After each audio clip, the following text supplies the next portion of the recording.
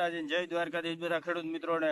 મિત્રો અત્યારે ખેડૂતનો મોટો પ્રશ્ન આવે કે મગફળીમાં સુકારો જે આપણે તરકીડી કહેતા હોય, મગફળીમાં આટા મારતા હોય ને તે છોડ મુરઝાયેલો દેખાય, સુકાતો એવું લાગે. જો એ છોડ ઉપાડો ને ત્યારે એના થડમાં બજર જેવું કાળું થઈ ગયું હોય, એ એક કાળી ફૂગથી આવતો હોય. કઈ આવતો હોય જ્યારે જમીનમાં વધુ પ્રમાણમાં ભેજ હોય, તાપમાન વધારે હોય તો એ રોગનું પ્રમાણ વધારે દેખાતું.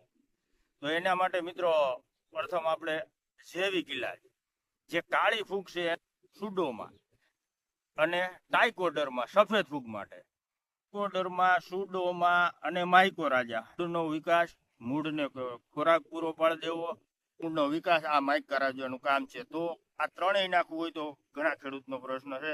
તો મિત્રો ત્રણેય અલગ અલગ રૂપમાં લાવી ઘેરે ત્રણેયને હરખાઈ મિક્સ કરી છાણિયું દેશી ખાતર, રેતી અથવા એરડીનો ખોળ રાત્રે જો રાખી દો, સક્રિય થઈ જતા હોય અને એની સંખ્યામાં 3 ગણો વધારો થઈ જતો, એટલે એનું રિઝલ્ટ સારું મળતું હોય. પણ ક્યારે? જ્યારે જમીનમાં પૂરતો ભેજ હોવો જોઈએ, તાપમાન નીચું હોવું જોઈએ, સાંજના સમયે ઉપયોગ કરવાનો. જો એની માથે આપતું પડી જાય તો સારામાં સારું રિઝલ્ટ આવતું હોય. જ્યારે તમે કોઈ પણ જૈવિક ઇલાજ કરો ને ત્યારે 5 દી પહેલા કોઈ રાસાયણિક ખાતર કે રાસાયણિક દવાનો ઉપયોગ નથી કરવાનો. બેક્ટેરિયા નાખ્યા પછી રાસાયણિક ખાતર કે રાસાયણિક દવાનો 5 દી ઉપયોગ નથી કરવાનો. તો એનું સારામાં સારું રિઝલ્ટ આવતું હોય.